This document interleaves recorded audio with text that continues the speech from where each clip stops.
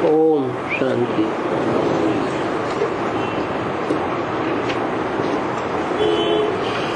आज का प्रातः क्लास है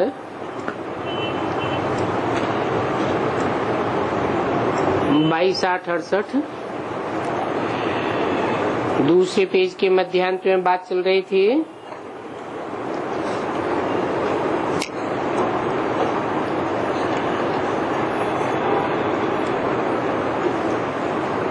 तुम बच्चे जानते हो कि हम पतित तो बन ही गए हैं और हैं तो सभी पापात्मा। अभी पुण्यात्मा बनने के लिए पुकारते हो।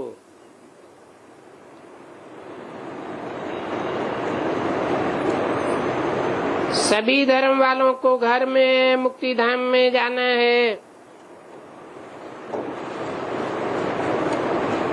और अभी तुम सारी दुनिया की आत्माओं को समझ गए हो।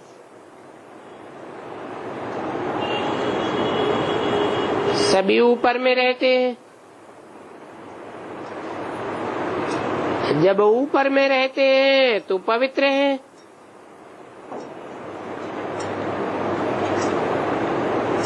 नीचे आते हैं तो अपवित्र बन जाते हैं। ये भी ड्रामा बना हुआ है जो बाप आकर के समझाते हैं।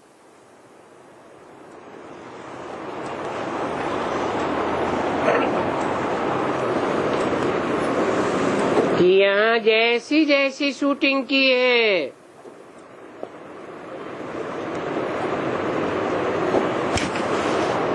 वैसे वैसे ही पतित अथवा पावन बनते हो। कभी ऊपर चढ़ते हो, कभी नीचे उतरते हो। जब ऊंची स्टेज में चढ़ते हो तो तुम्हारी बुद्धि कितनी पवित्र हो जाती है। बाप कहते हैं ये ज्ञान सभी धर्म वालों को दे दो।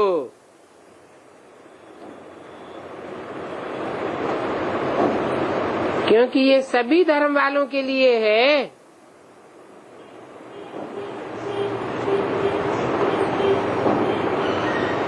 बताओ कि परमपिता परमात्मा एक व्यापी है और ऊंचते ऊंच में आया हुआ है। ऊंचते ऊंच बाप जरूर ऊंचते ऊंच में ही प्रवेश करेंगे।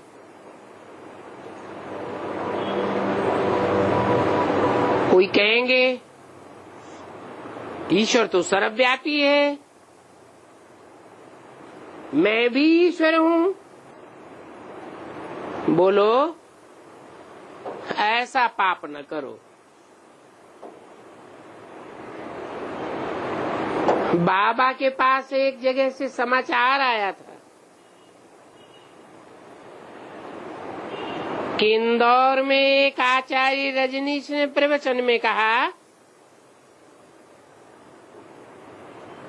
कि मैं आप सबको आत्मा में परमात्मा समझ करके नमस्कार करता हूँ।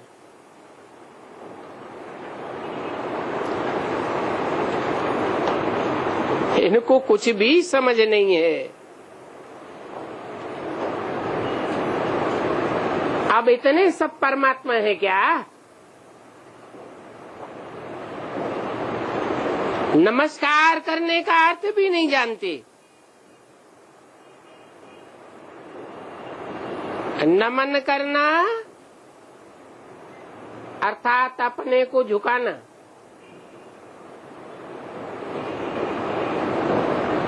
अपनी मन बुद्धि को नीचा समझना और जिसको नमन किया उसकी बुद्धि को ऊंच समझना।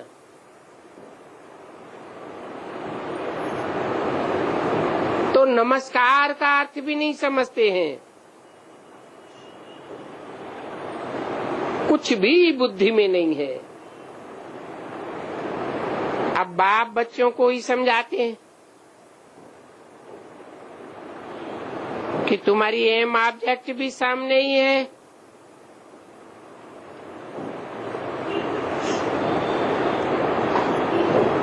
तुम ही तमो प्रधान बने हो, तुम ही सतो प्रधान बनते हो। सतो प्रधान से उतरते उतरते अभी तमो प्रधान बने।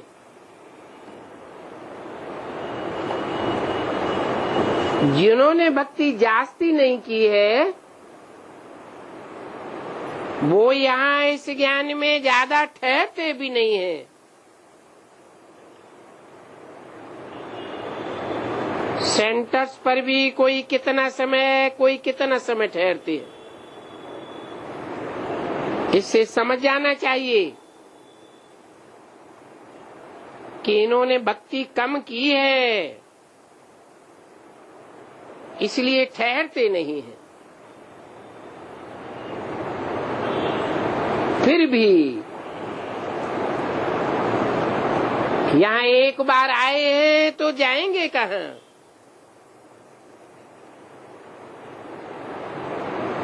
क्योंकि दूसरी दुकान तो कोई है ही नहीं। तो ऐसी क्या युक्ति रचे जो कि मनुष्य जल्दी समझ जावे।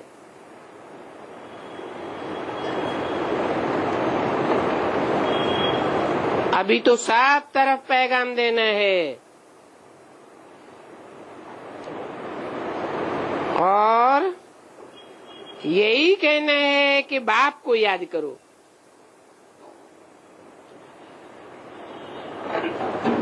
परंतु तुम खुद ही पूरा याद नहीं कर सकते हो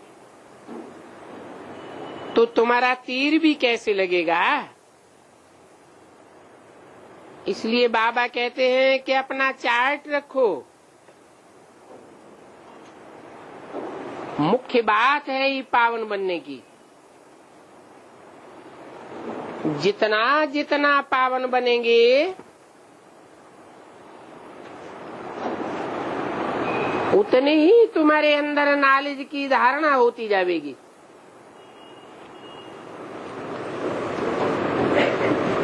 और धारणा ज्यादा जो जास्ती होगी, पवित्र जास्ती बनते जाएंगे तो उसकी निशानी है तुम्हारी खुशी बढ़ती जाएगी।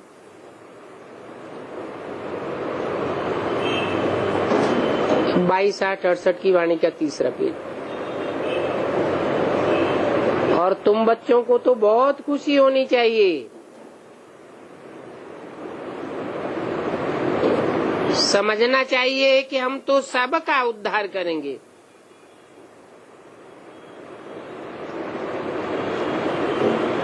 ऐसे नहीं कि सिर्फ क्रिश्चियन धर्म वालों का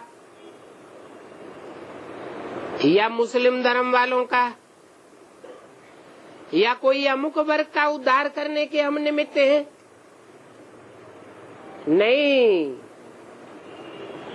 तुम तो सारी दुनिया का उद्धार करने वाले बनते हो निमित्त।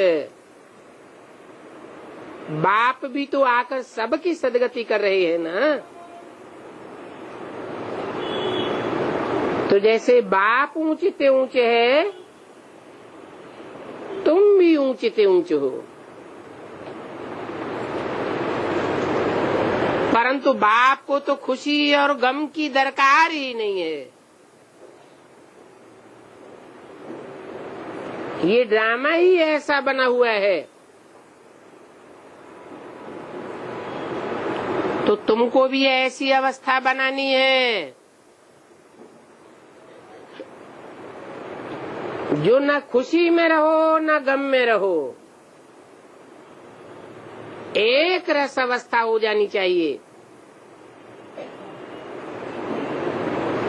बाप मिला तो बाकी क्या चाहिए।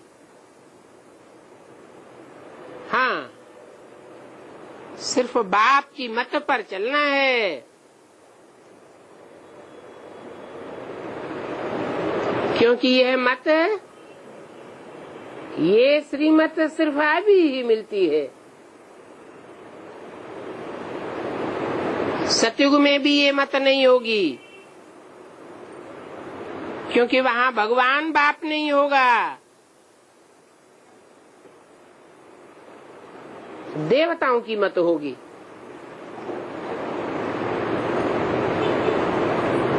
देवताओं में तो ज्ञान होता ही नहीं है। देवताएं तो जैसे कि बुद्धू, और तुम तो बुद्धिमान बाप के बच्चे हो। अभी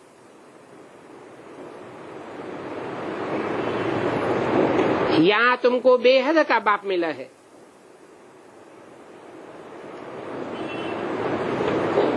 जो बेहद की नॉलेज देते हैं,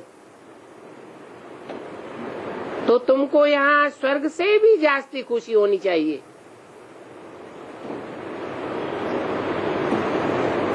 बाप तो कहते हैं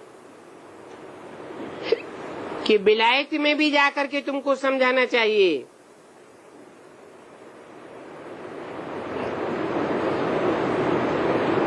सब धर्म वालों पर तुमको तरस पड़ता है।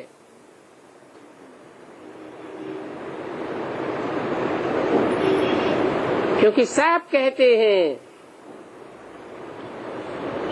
हे भगवान रहम करो।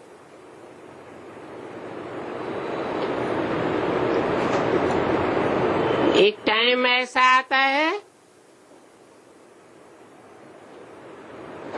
कि नास्तिक से नास्तिक आत्मा भी ये कहेगी, भगवान रहम करो, ब्लिस करो, हमको दुख से लिबरेट करो।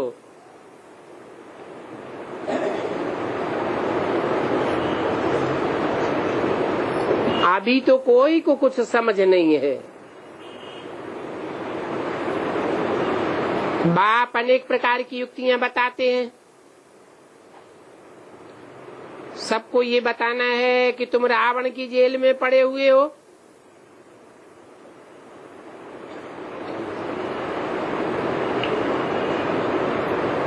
तुम कोई स्वतंत्र नहीं हो,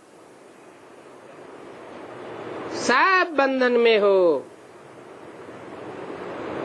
कहते भी हैं कि हमको स्वतंत्रता मिले,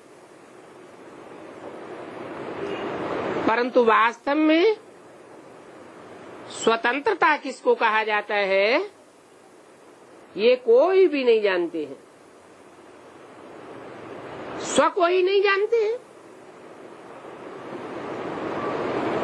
जब अपनी आत्मा को ही नहीं जानते हैं, तो आत्मा का तंत्र क्या होता है, परमात्मा तंत्र क्या होता है, ये तो जानेंगे ही कैसे। तो रावण की जेल में सब फंसे हुए हैं। अभी सच्ची स्वतंत्रता देने के लिए बाप आए हुए हैं, क्योंकि बाप ही है एक जो सदैव स्वस्थिति में रहने वाला है, सदैव ही स्व के तंत्र में रहने वाला है। और आत्माएं तो सब परतंत्र हो जाती हैं।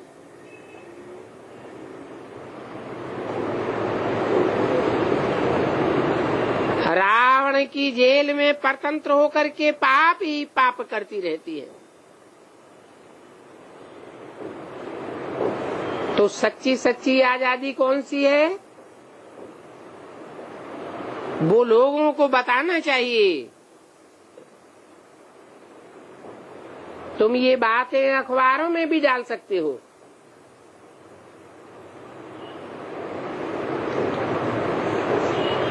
यहाँ रावण के राज्य में आजादी थोड़े ही है, बहुत शार्ट में लिखना चाहिए। बोलो, तुम कहते हो कि गांधी जी ने हमको स्वतंत्रता दिलाई, परंतु स्वतंत्रता है कहाँ? यहाँ तो सब बंधन में बंधे हुए हैं, सब रावण की जेल में है। आगे चल करके तुम्हारा विलायत में भी आवाज जावेगा।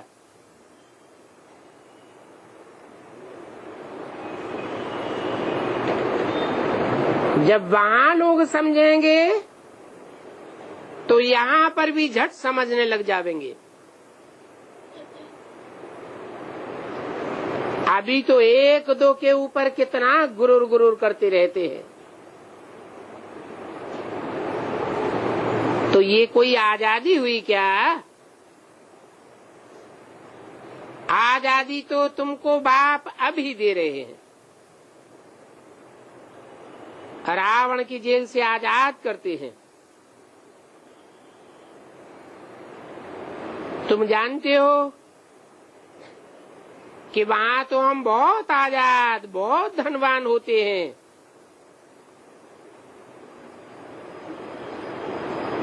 न 5 विकारों का कोई बंधन होता है, न देह का कोई बंधन होता है। प्रकृति के 5 तत्वों का भी कोई बंधन नहीं होता है।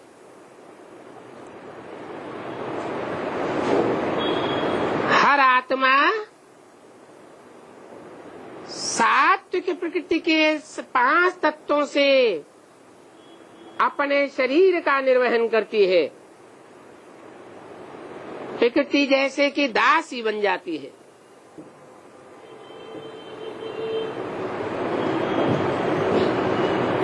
अभी बाप आए हैं तुमको माया और प्रकृति की जंजीरों से छुड़ाने के लिए। वहाँ नई दुनिया में तो तुम्हारे ऊपर कोई की नजर नहीं पड़ती थी।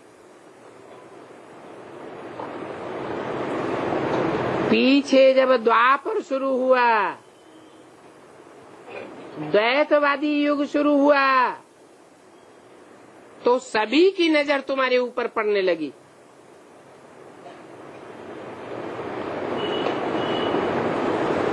तुम्हारे धन पर, तुम्हारे तन पर सबकी नजर पड़ गई।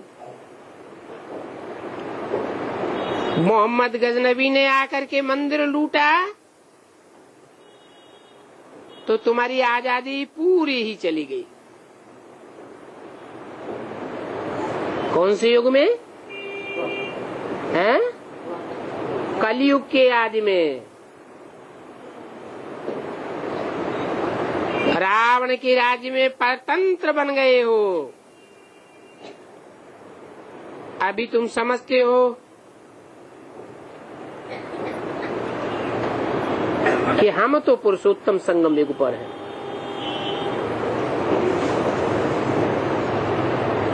न रावण के बंधन में है और न राम के राज्य में है। हाँ, सच्ची सच्ची आजादी को हमने जान लिया है तो पाने का पुरुषार्थ कर रहे हैं। वो तो आजादी को समझते ही नहीं है। तो ये आजादी की बात भी युक्ति से समझानी है। जिन्होंने कल पहले स्वतंत्रता पाई है वो ही ये स्वतंत्रता पावेंगे और इसको मानेंगे। तुम समझाते हो तो कितनी बहस करते हैं, जैसे कि जंगली बुद्धि है, समय टाइम तुम्हारा नष्ट करते रहते हैं। तो तुम्हारी दिल नहीं होती है उनसे बात करने की। अभी बाप आकर तुमको सच्ची स्वतंत्रता देते हैं। तुम जानते हो रावण की परतंत्रता में बहुत दुख है, अपरमापार दुख है। और बाप के राज्य में हम कितने आजाद होते हैं। आजादी उसको कहा जाता है जबकि हम पवित्र देवता बनते हैं,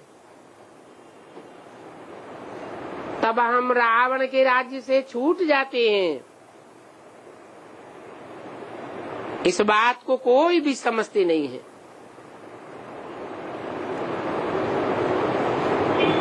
रावण ही पार्ट बजाने वाली आत्माएं भी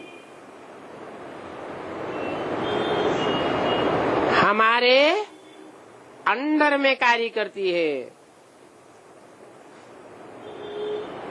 तो सच्ची सच्ची आजादी तो तुमको मिलती है, जो बाप ही आकर के देते हैं। अभी तो इस पुराने राज्य में गुलामी है, सभी दुखी है। बाप आकर के स्वतंत्र बनाते हैं, स्वाधीन बनाते हैं। स्वाधीन राजा को कहा जाता है, और ये राजाई का योग बाप ही आकर के सिखाते हैं। बाकी तो सब मनुष्य आत्माएं परतंत्र बनाने वाली हैं। इसलिए आज इस दुनिया में सब दुखी है। तुम तो जानते हो स्वतंत्रता मिलने का ये पुरुषोत्तम संगम युग है।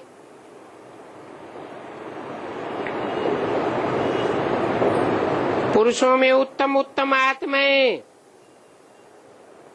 परमपिता परमात्मा की सहयोगी बनती है।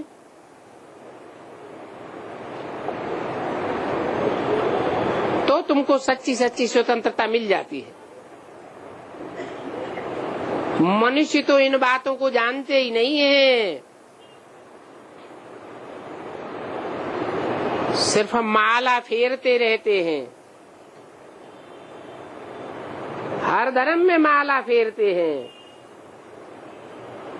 परंतु माला के जिन मणकों को स्मृति में फेरते हैं, बुद्ध रूपी हाथ से घुमाते हैं, वो कौन आत्माएं हैं, क्या करती हैं, कैसे बाप की सहयोगी बनती है, कब बनती है, कोई नहीं जानते हैं। वो तो समझते हैं कि फॉरेन वालों की गवर्नमेंट गई तो हम स्वतंत्र बन गए, हमें आजादी मिल गई। अब बाप कहते हैं जब तक पावन नहीं बने हैं तब तक कोई को भी आजाद नहीं कहेंगे। सब परतंत्र हैं।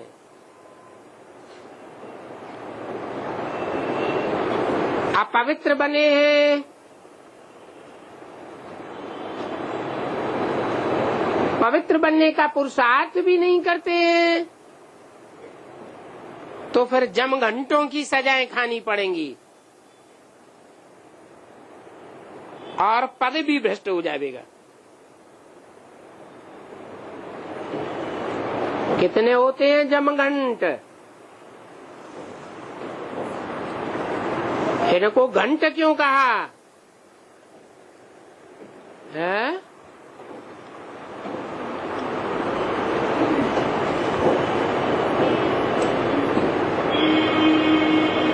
अरे कोई घंटे वाले देवी देवताओं की यादगार है या नहीं है?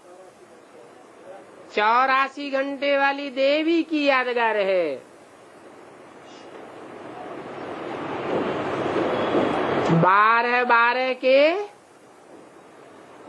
7 विधर्मी ग्रुप हैं जो मिलकर के 84 जमघंट बनते हैं।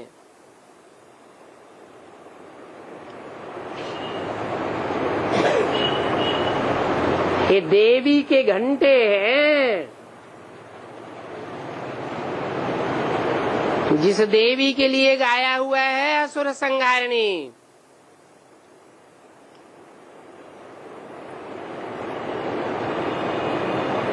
ये सजाएं देने के निमित्त बनते हैं। जैसे कोई राजा के राज्य में राजा और रानी कोई सजाएं नहीं देते हैं। वास्तव में सजाएं कौन देता है? राजा रानी सजा देते हैं क्या? सूली पर चढ़ाते हैं कोई को? कौन चढ़ाता है? उनको जल्लाद कहा जाता है। कितनी भयंकर रूपरेखा होती है। तो ये 7 विधर्मी ग्रुप हैं जो सजा देने के निमित्त बनते हैं। इनकी जो सजाएं खावेंगे उनके पद भी भ्रष्ट हो जाएंगे।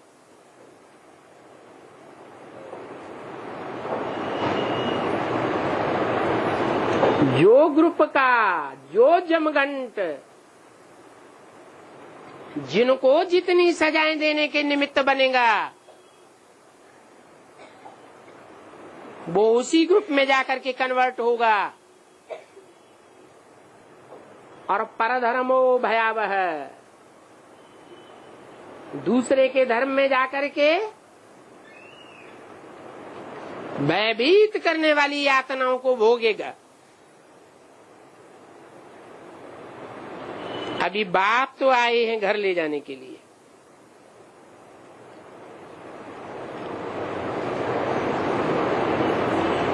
बाप तो प्यार का सागर है। बाप कोई को सजा नहीं देता है। वहाँ बाप के घर में तो सब आजाद होते हैं। कोई भी किसी के बंधन में नहीं रहता। तो तुम सभी धर्म वालों को समझा सकते हो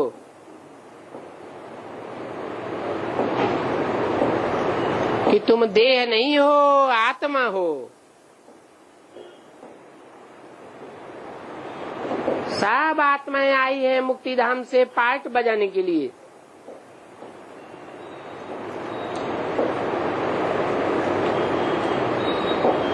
मुक्तिधाम से फिर नंबरवार जन्म लेकर के सुखधाम से दुखधाम में आवेंगी।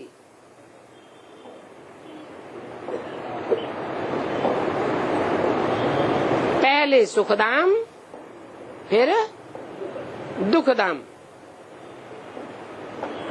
हर आत्मा को इस शरण से गुजरना पड़ता है। मुक्तिधाम, मुक्तिधाम से सुखधाम, सुखधाम से दुखधाम। अभी इस दुखधाम में कोई समझते भी नहीं है कि हम कितने गुलाम बन गए हैं। अभी बाप कहते हैं कि तुम तो मेरी संतान हो। मैं तो सदा शिव हूँ, सदैव स्वस्थिति में रहने वाला स्वतंत्र हूँ। तो मेरी संतान भी कैसी होनी चाहिए? स्वतंत्र होनी चाहिए या परतंत्र होनी चाहिए? जैसा बाप वैसे बच्चे होने चाहिए। तो बाप कहते हैं तुम रावण की संतान नहीं हो। मैं तुमको राज्य भाग दे करके गया था। उस समय तुम अपने राज्य में कितने आजाद थे। अब फिर से वहां पर जाने के लिए पावन बनना है। ये पावन बनने की नॉलेज जन्म जन्मांतर के लिए सोर्स ऑफ इनकम बन जाती है। तुम कितने धनवान बन जाते हो। वहां नई दुनिया में तो तुमको पैसों की चिंता ही नहीं होगी, और यहाँ इस दुनिया में तो पैसे नहीं है तो कमाने की कितनी चिंता रहती है। कमाई हो भी जाए तो उसको थमाने की कितनी चिंता रहती है, और थमाई हुई कमाई कहीं चली जाए तो कितनी चिंता बढ़ जाती है। वहां तो तुमको कोई भी पैसों की चिंता नहीं रहेगी। बल गरीब हो तो भी पैसे की कोई चिंता नहीं, सब सुखी रहते हैं। बाकी राजधानी में ऊंच और नीच पद तो होते हैं। जैसे कि कोई परिवार होता है, भारतीय परिवार, देवी देवता सनातन धर्म का प्रायः लोप होने वाला परिवार,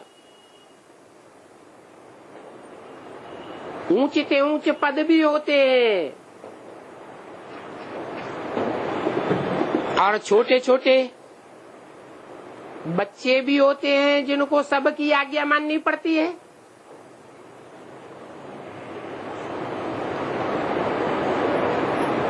तो क्या वो दुखी होते हैं? जो परिवार में छोटे बच्चे होते हैं जिनको सबकी आज्ञा माननी पड़ती है, वो दुखी होते हैं क्या? हैं? कि हमारा इतना नीच पद है? नहीं। ऐसे ही भगवान बाप आकर जिस देवी देवता सनातन धर्म की दुनिया स्थापन करते हैं, वहाँ ऊंच और नीच पद तो होते हैं परंतु कोई दुखी नहीं होता है। सूर्यवंशी राजधानी, चंद्रवंशी राजधानी, उसमें जाने वाले बहुत थोड़े बनेंगे। जो जितना मेहनत करेगा उतना पद पावेगा। तो तुम बच्चे तो सभी धर्म वालों की सर्विस करने वाले हो, तो विलायत वालों को भी समझाना है कि तुम सब भाई भाई हो। सब शांति धाम में रहते थे, अभी रावण राज्य में हो। अभी फिर से राम राज्य में जाने का हम तुमको रास्ता बताते हैं।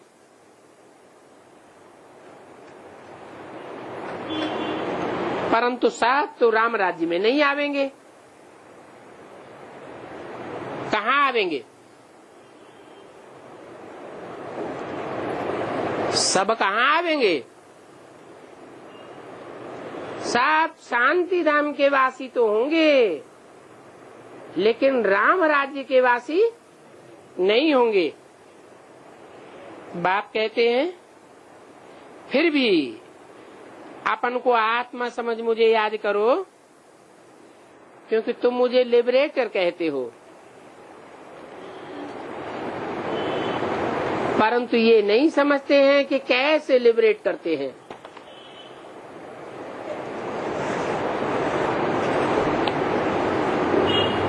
जैसे बच्चे कहीं बाप के साथ बाहर जाते हैं और कहीं पर मुझ पड़ते हैं, तो कहेंगे ना कि बाबा हमें अपने घर ले चलो। जैसे कि तुम बच्चे फाग होने के कारण जंगल में मुझ गए तो रास्ते का पता ही नहीं पड़ा। बाप की उंगली छूट जाती है ना, तो उन बच्चों को कहना पड़े कि हमको रास्ता बताओ। बेहद के बाप को भी कहते हैं कि बाबा अब हमको लिबरेट करो, आप आगे आगे चलो तो हम आपके पीछे पीछे आवेंगे। सिवाय बाप के और तो कोई भी रास्ता नहीं बता सकता। इसलिए झाड़ के चित्र में ऊपर क्या दिखाया है? दिखाया है कि निराकारी बाप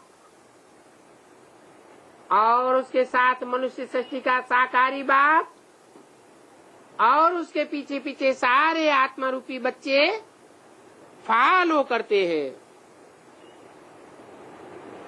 जो फॉलो नहीं करते हैं उनका माथा कहीं न कहीं टकराता रहता है। कितनी खिटपिट करते हैं। अभी भी देखो कितने तीर्थों पर धक्के खाते रहते हैं।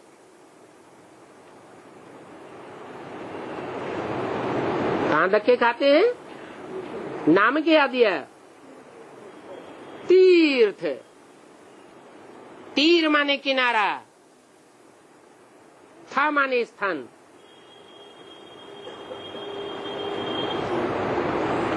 मनुष्यों के बनाए हुए अल्पकाल के तीर्थ हैं। उन्होंने किनारों पर धक्के खाते रहते हैं, परंतु वहां भगवान उन्हें नहीं मिलता है। फिर दूसरे तीर्थों पर भागते हैं, मंदिरों में भागते हैं, मस्जिदों में भागते हैं, गुरुद्वारों में भागते हैं, जन्म जन्मांतर भागते रहते हैं। जब कहीं मिलता ही नहीं है तो उसको ढूंढेंगे भी कहाँ? भगवान क्या चीज होती है वो तो कोई जानते ही नहीं है। क्या कह देते हैं? है? नहीं जानते हैं तो कह देते हैं भगवान तो सर्वव्यापी है। फिर भी यात्रा करते हैं भगवान से मिलने के लिए। अरे यहाँ भगवान कहाँ है? अगर सर्वव्यापी है तो फिर मिलेगा कैसे? कितना अज्ञान है। अब इस घोर अज्ञान अंधेरे में कौन लेकर के आया? कौन आया है?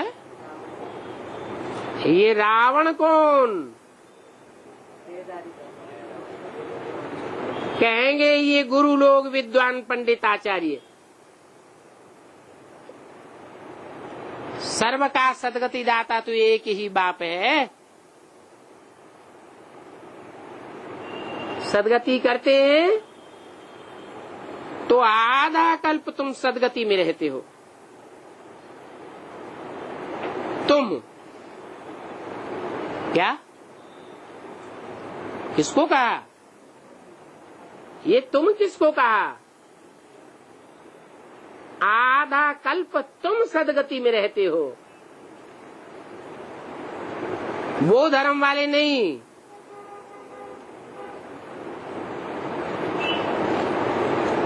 यह नहीं रहते हैं। कौन रहते हैं? हैं? नहीं, जो सूर्यवंशी बच्चे हैं वो आधा कल्प सदगति में रहते हैं। जो पक्के पक्के सूर्यवंशी नहीं है,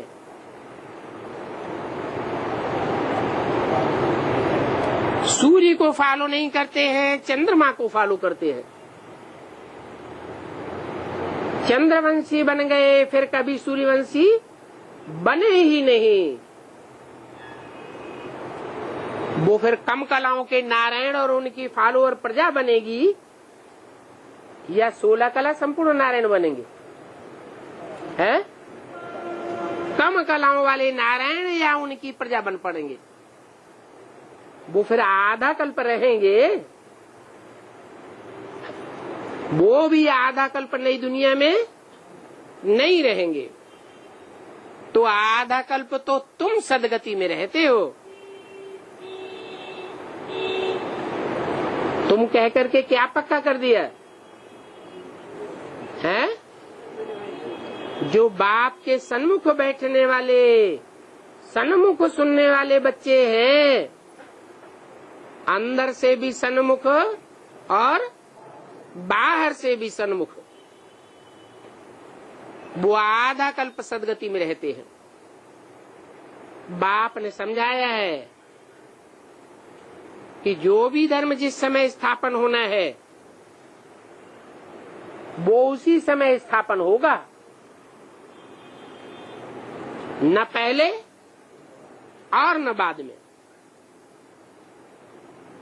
जो और धर्मों में कन्वर्ट हो गए हैं वो भी अपने अपने टाइम पर निकल आवेंगे।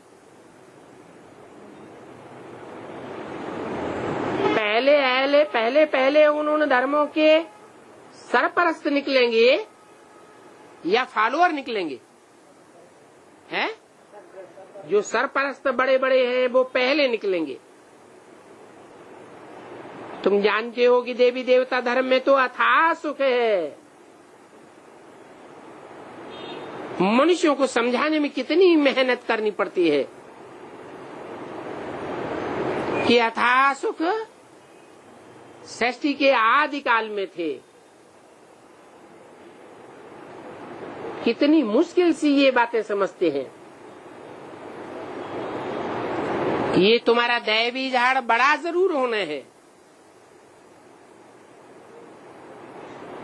अभी तो छोटा झाड़ है तो थोड़े पत्ते हैं या ज्यादा हैं? क्यों है थोड़े? क्योंकि छोटे झाड़ को तूफान जास्ती लगते हैं। तूफान जास्ती लगने के कारण झाड़ का पनपना मुश्किल हो जाता है। कितने बच्चे हैं जो चलते चलते गिर पड़ते हैं, फिर भी बाप तो आथत देते हैं। जो एक बार ब्राह्मण बन गया वो अंत में आवेगा, जरूर आवेगा। ब्राह्मण पने का पुरुषार्थ व्यर्थ नहीं जा सकता। एक बार भी अगर ज्ञान सुना तो उनको फल जरूर मिलना है, परंतु पद कम हो जाएगा। क्या है? क्या नियम बताया है? नियम क्या बताया ऊंच पद और नीच पद का? है? ज्ञान तो सुने, लेकिन ज्ञान सुनने के बाद फिर जिनका गिरना न हो। अगर गिर पड़ते हैं, छोड़कर चले जाते हैं, तो प्रजापद में चले जाएंगे।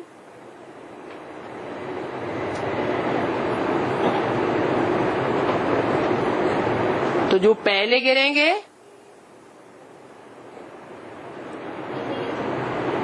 जो पहले पहले छोड़ेंगे, तो उनकी गति क्या होगी? है? ऊंच पद पावेंगे या नीच पद पावेंगे? हैं? नीच पद पावेंगे। पहले माने क्या है? आदि में। आदि माने कब है? आदि माने यज्ञ के आरंभ में। अच्छा, अभी तो बोला तुम बच्चे बाप के सन्मुख आकर सुनते हो।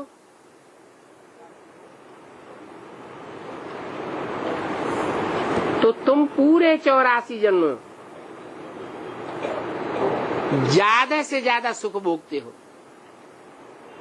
और धर्म वाले आधा सुख आधा दुख भोगते हैं। तो आदि में बाप था क्या? है? जब बाप की पहचान ही नहीं मिली तो छोड़ने और ग्रहण करने इससे पद क्यों कम हो जाएगा? पद देने वाला बाप है या कोई दूसरा है? बाप ही पद देने वाला है। अभी तुम बच्चों को श्रीमत पर चलना है। क्या मतलब? वाणी तो 68 की है? उस समय श्रीमत का पता है क्या? है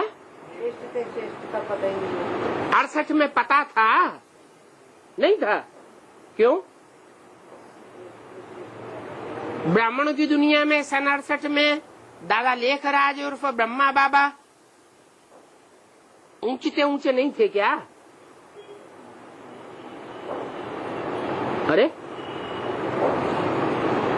ऊंचे ऊंचे नहीं थे? हैं? 68 की बात कर रहे हैं, उससे बाद की बात नहीं है। हाँ, माँ का पाठ था, लेकिन माँ ऊंची ऊंची थी ना। लेकिन किसके सामने? बच्चों के सामने। बच्चों को तो वर्षा नहीं मिलता। बच्चों को वर्षा कब मिलता है? जब बच्चे बड़े हो जावे, समझदार हो जावे, पढ़ाई में फाइनल एग्जाम में पास हो जावे, तब ही तो वर्षा मिलता है। तो बताया अभी तुम बच्चों को श्रीमत पर चलना है। चल नहीं रहे हो। क्या बोला? चलना है। माने कब चलना है? हैं? आगे आने वाले भविष्य में जब तुम बाप को पहचानेंगे कि ऊंचे से ऊंचे बाप का पार्ट कौन है, कहाँ है, तब की बात बताई कि तुम बच्चों को श्रीमत पर चलना है। और ऐसे बच्चों से तुम क्यों कहा? फिर वो बच्चे सामने थे क्या बाप के? उन बच्चों को सुप्रीम सोल बाप इमर्ज करके कहते थे कि तुमको आगे आने वाले भविष्य में श्रीमत पर चलना है। बाकी आशीर्वाद की बात नहीं है।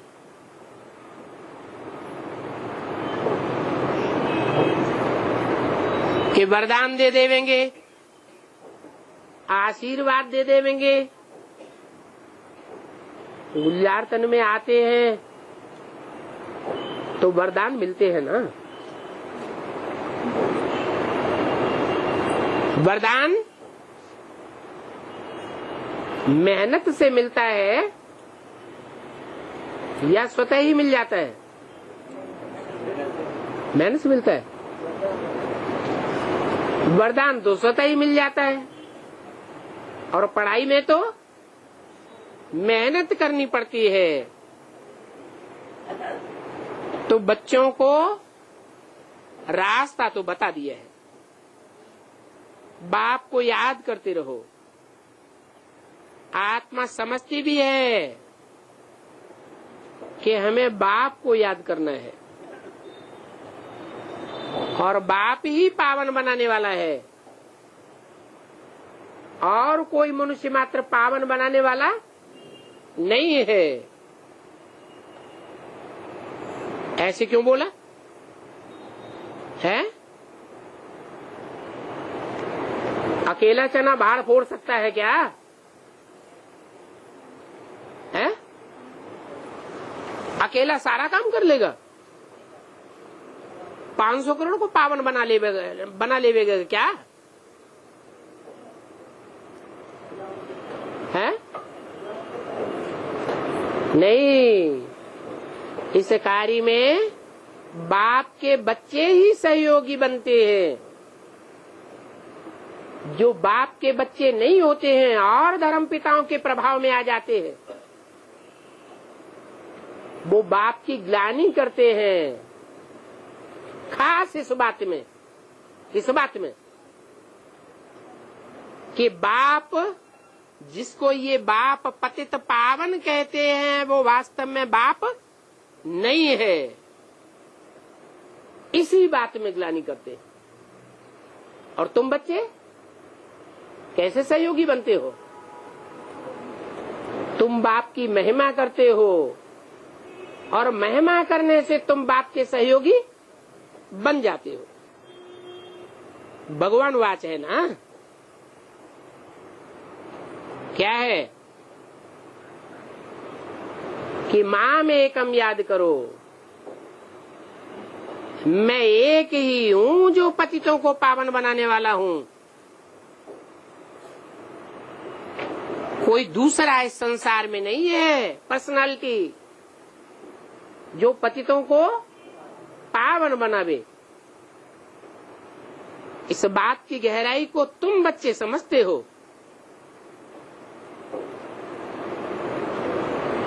तो लोगों को समझाते हो कि ये भगवान ने बोला है कि माम एकम याद करो। इसमें गस्सा मारने की बात नहीं है। ये साधु संत आदि तो सभी झूठ बोलते रहते हैं। अपन को कहते हैं शिवो हम ब्रह्मास्मि, अर्थात मेरे में भगवान आता है। ये अपन को श्री श्री 108 कहलाए भी नहीं सकते हैं, बनना तो दूर की बात।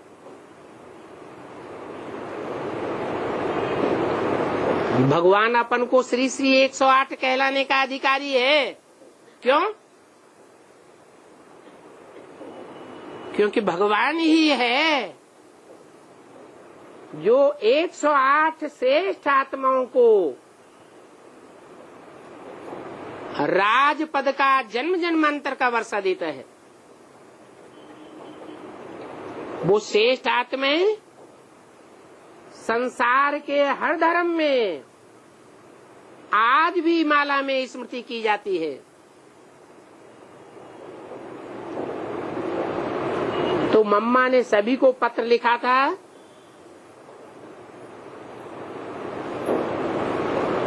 कि तुम जो अपन को टाइटल देते हो श्री श्री 1008, श्री सच्चिदानंद स्वामी वगैरह वगैरह, श्री शंकराचार्य वगैरह वगैरह, ये तुम्हारे झूठे टाइटल हैं। तुमने कोई भी 108 श्रेष्ठ आत्माओं को श्रेष्ठ नहीं बनाया संसार के सामने, फिर भी तुमने अपने ऊपर टाइटल रखवा लिया श्री श्री 108, श्री श्री 1008। तो ऐसा पत्र लिखने से मम्मा के द्वारा वो और ही अहंकार में आ गए।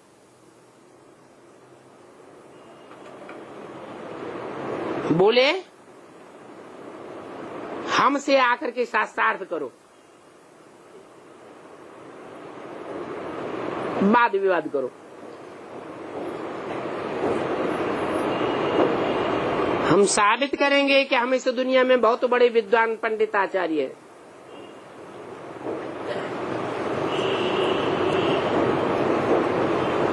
अभी बाप तो तुम बच्चों को बताते हैं ये तो शास्त्रादि पढ़ते पढ़ते बहुत ही नीचे गिर गए हैं।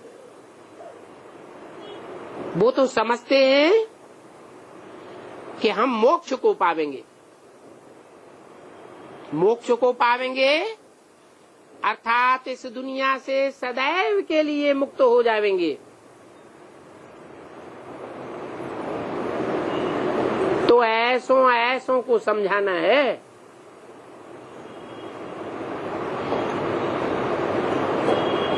जो दुनिया में बहुत बड़े बड़े माने जाते हैं, परंतु ये समझाने देने में जास्ती तिक नहीं करना है, क्योंकि मनुष्य तो अक्सर करके पत्थर बुद्धि है।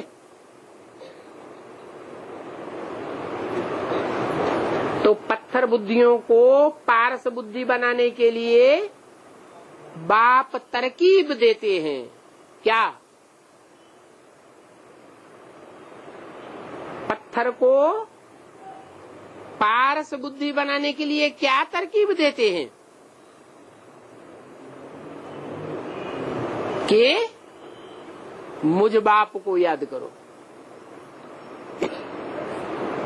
क्या? आत्मा जन्म जन्मांतर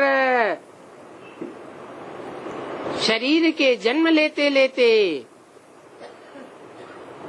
शरीर को मिट्टी कहा जाता है, ये मिट्टी के पुतले में आत्मा जन्म लेते लेते मिट्टी से पत्थर बुद्धि बन गई।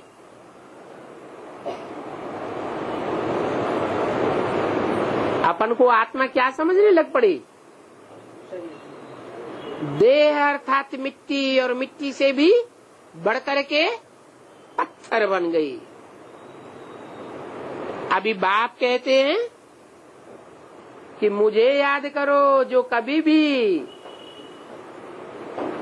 देह के संग के रंग में आकर मिट्टी अथवा पत्थर बुद्धि नहीं बनता है। जैसे को याद करेंगे वैसे ही बन जाएंगे।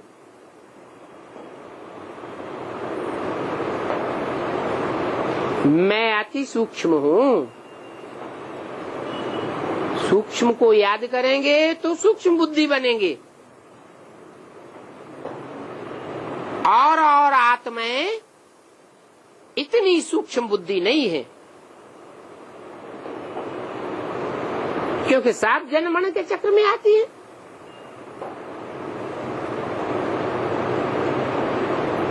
तो मैं ही पतित पावन हूँ,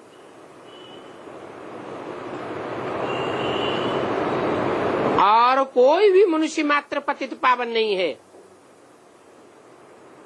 मैं ही सर्वशक्तिवान हूँ। जो जितना सूक्ष्म होगा उतना जास्ती ताकतवर होगा, या बड़ा होगा तो ताकतवर होगा, है? जितना सूक्ष्म बुद्धि होगा उतना ही जास्ती पावरफुल होगा। तो मैं सर्वशक्तिवान हूँ। तुम सन्यासियों को बोल सकते हो कि तुम्हारा तो धर्म ही अलग है। क्या अलग है? क्या धर्म अलग है? हैं? सन्यास धर्म है। सम माने संपूर्ण, न्यास माने त्याग करने वाला। क्या? तुम तो इस दुनिया की हर चीज का त्याग करने वाले धर्म को अपनाने वाले हो। हमारा सन्यास धर्म नहीं है, हमारा तो प्रवृत्ति मार्ग का धर्म है। प्रवृत्ति में हम इस दुनिया को तुच्छ नहीं समझते हैं। हम तो कहते हैं कि ये दुनिया तामसी बनती है हमारे कारण। हम अपन को तामसी से सात्विक बनावेंगे तो दुनिया भी सात्विक बन जाएगी। तो दुनिया त्यागने योग्य नहीं है। दुनिया तो सात्विक दुनिया हमको ग्रहण करने योग्य है।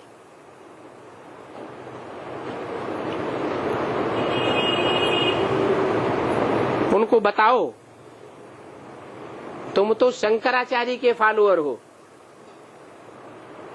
शंकराचार्य तो बाद में आता है। शुरू शुरू में तो जरूर एक ही आदि सनातन देवी देवता धर्म होगा। इसलिए शंकराचार्य के फॉलोअर्स सभी सन्यासी ओम नमो नारायण कहते हैं। तो शंकराचार्य पहले हुआ या नारायण पहले हुआ? नारायण तो सत्युग की आदि में, शंकराचार्य तो कलयुग की आदि में। कलयुग तो कलाहीन युग होता है और सतयुग तो 16 कला संपूर्ण युग होता है। तो बताओ, जब आदि सनातन देवी देवता धर्म था तो नारायण का राज्य था।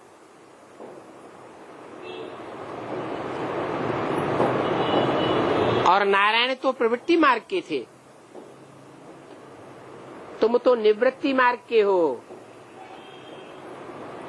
सारी दुनिया से तुम्हारी निवृत्ति हो जाती है। सारी दुनिया को तुम क्षणिक क्षणिक कहते हो, मिथ्या मिथ्या। सर्वम क्षणिकम क्षणिकम सर्वम मिथ्या मिथ्या।